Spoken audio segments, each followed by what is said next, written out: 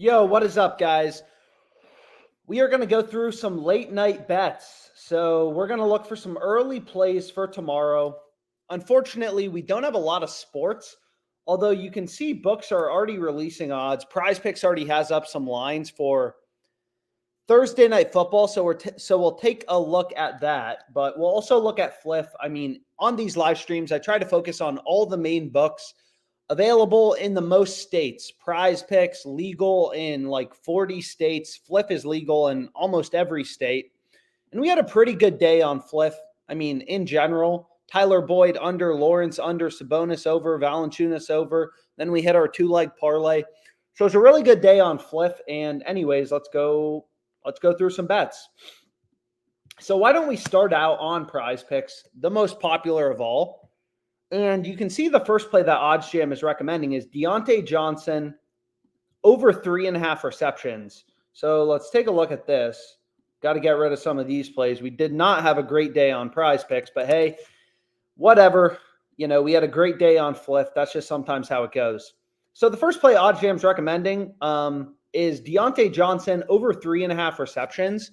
So again, like PrizePicks strategy is pretty simple. You know, on PrizePicks, you take a player's over, right, or under. It doesn't matter. They have fixed payouts. You know, like any two-leg parlay is a 3x payout. Any three-leg parlay is a 5x payout. Over, under, whatever you select, you're always getting a 5x payout for a three-pick parlay. But anyways, why do we want to take Deontay Johnson's over? It's again, like PrizePicks will give us the same payout if we take his over or his under, give you the same payout. And all of the sports books, you know, we have numerous data points, including Pinnacle, which is known to be the sharpest book. All these books have Johnson heavily favored to go over, right? And you can kind of follow the line movements. I mean, everything's baked into the market. Weathers, lineups, injuries, sharp action, you know, where are profitable bettors placing early bets? That's all baked into the odds on sports books. All the books have Johnson heavily favored to go over. That's the first play we want to be on. And you can see there's actually a fair amount of value on PrizePicks right now, which is great. There's also some value on ParlayPlay. Underdog Fantasy, how we looking as well. So we'll have a pretty good live stream. There's a lot of bets available. But anyways, we might as well get a play for Thursday Night Football, possibly the most boring game of the year. We got Steelers-Patriots, and you can see the Steelers are pretty big favorites. You know, the Patriots absolutely suck. But anyways, the second play is Esports. So this play is a line discrepancy, right? Like this play is good because all the books have Deontay Johnson super heavily favored to go over. And again, OddsJam is a really simple tool. It's just reading in all these lines, you know, pointing out value, nothing complicated. So the next play it's recommending is Dave 1G over 26, first two map kills. So obviously you may not know a ton about esports, but what's great about esports is, you know, first of all books set their own lines. The market's super fragmented, super inefficient. But another thing that's great about esports is there's just a ton of games, right? Like every single day, there's no football tomorrow. You know, we got a long time until college football, but you look at esports, I mean, these guys go hard. Like before 10 a.m., it looks like there's dozens of games. So there's tons of lines, more surface area for books to cover, more opportunity, more games, more profitable bets. But anyways, that's the second play we can go with. You can see like not as many data points as the NFL. I mean, every sports book posts odds on the NFL. So if we actually like switch our state, you'll see, I mean, right, there's tons of sports books. Everyone has Deontay Johnson heavily favored to go over. Whereas for esports, you just don't have as many books. But anyways, then we can move on to the NHL. So NHL, there's been some pretty good props. So you can see OddsJam is recommending Ross Colton under half of a point. So let's take a look at this play. And again, it's the same general concept. It's like, okay, all the books have him heavily favored to go under. So it's like that can be the second play or the third play we go with. But again, we don't want to play three-pick entries. We don't want this play. Three-pick entries on PrizePicks, you only get a 5x payout. That's really bad, right? Like on Underdog Fantasy, if you kind of, you know, create a little three-pick entry, you'll see they're giving you a 6x payout right here, if you can see it. You know, so it really does matter long-term how many picks you're going with. So anyways, the next play OddsJam's recommending is Adam Fox to record a point, right? So if we go back here, so let's get rid of this for a second. Too many tabs open. is for Adam Fox, all the books have his over heavily favored, right? Like minus 135, minus 147 on Pinnacle, known to be the sharpest book. So it's like, okay, like all the books have his over heavily favored. That seems like a good play to go with. So there's actually a lot of opportunity right now. Kind of on PrizePicks. So what should we lock in as our final pick? I mean, we got some different options. So LeBron over 32.5 points plus rebounds. I mean, again, like all we're doing is finding value in the market. That's all OddsJam's doing. I obviously follow a super data-driven approach to my bets, but it's like you look at PrizePicks, right? The best advice I got when I started sports betting is you just treat it like, trading a stock. PrizePicks is letting you buy LeBron, points plus rebounds. You can look at any market you want at 32.5. And then you have all these other market data points, right? All these other books saying, no, we think it should be worth 33.5, right? FanDuel has the line at 33.5 with the over a little bit favored. Underdog has the line at 33.5. DraftKings, like you got all these data points, all these billion-dollar sports books with sophisticated models. Don't need to do anything complicated. And what just moved? So we already have the Deontay Johnson play move on us, but it's like, okay, whatever. We'll take LeBron over 30. What did we want? Let's go back here. Over 32.5 points plus rebounds. So this is the play we want. So now we have a 4-pick entry. Again, we want a 5-pick entry. That's the optimal slip type on Underdog. So we have different options. In general, you want to go with the higher profit margin plays, right? Like PrizePicks, they're always giving you, again, the same payout. Every 5 flex play has the same payout. So you really just want to find picks with the highest possible win rate. So the next play we have is Paulo over 10.5 rebounds plus assists. So now we have a nice little, 5-pick entry on PrizePicks, and we can lock it in. And again, anyone you see playing stuff for $500 on PrizePicks, they don't know what they're doing. PrizePicks has already cut my max bet size down to $25, which again, it sucks, but sports betting is profitable.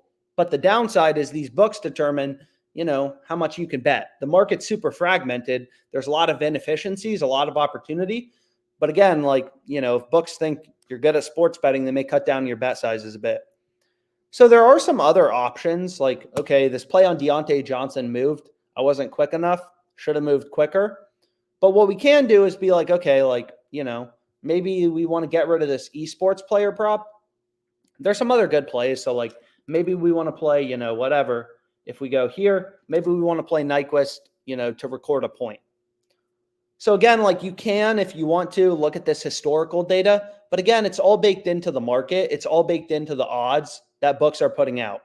So if you go to the Predators game, right? And again, the data never lies long term. Of course, you're not going to win every bet. But if we just so there is a lot of NHL tomorrow. That's good because we don't have any NFL and we don't have much NBA, only 2 NBA games. But if you look at him, right, okay, he's heavily favored to record a point. Minus 150 favorite, right? So all the books, they're sophisticated models. They're also not stupid. I feel like a lot of people think that odds are static. They're not static, right? Pinnacle, you'll see they moved the lines towards Deontay Johnson's over. His over is more favored than when they initially opened at minus 135.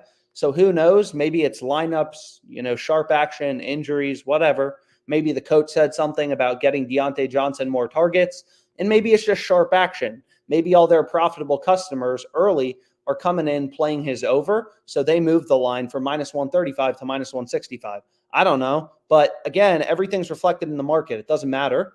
So if we want to, you can we can create a little bit of a different slip. So I do want to make sure. The only thing I try to make sure of is, you don't want to play picks in the same game if they're negatively correlated. So what we can do too is we can add in Seth Jones. These plays actually pair pretty well together, right? In hockey, taking, one player's over and then a player on the opposing team under to not record a point. These things are positively correlated, right? If the Predators have possession of the puck longer, Gustav is more likely to record a point and Seth Jones is more likely, again, if the Blackhawks have possession less than the game, he's more likely to go under. He's more likely to go over. Just like on PrizePicks, again, we have the 2 worst quarterbacks. But, if you want to take, who's a good example? Maybe we'll pick a more popular player. If you want to take Zay Flowers over in receiving yards, it probably makes sense to pair Lamar over in passing yards. Those plays are positively correlated. So, anyways, what we can go with is right here, and we have a 6-pick entry. So we have Ross Colton under. I like to double check things, want to make sure I don't fat finger anything. These plays have a little bit of positive correlation, the final 2 NHL plays. And again, PrizePicks is just going to hit me with the max betting limit of $25. It's not that I don't like the play. It's just the max they're going to let me bet. Whew. So there we go. We got our second play for today. And again, the market's always moving, right? It's just like the price of a stock, Facebook, it's like they release a new product. They have a quarterly earnings report. The price of the stock is always moving around. Investors' beliefs of the market cap, the valuation of Facebook is always changing based on things happening in the economy, new products, but it's all baked into the market, right? We know, even if you don't even use Facebook, you don't know anything about it, the company is worth $822 billion. It's a free market. Anyone can buy or sell. And this is the price. This is the valuation where supply and demand, of all investors in the world is meeting $822 billion. But anyways, there's some early bets on Fliff for the NFL, but, 0.73% profit margin. So again, depending on the books you use, sometimes there's more value, sometimes there's less value. I always recommend, sign up for every sports book that you have available in your state. I'm not sure what state you're in, but if you're in New York, you have like 20 sports books.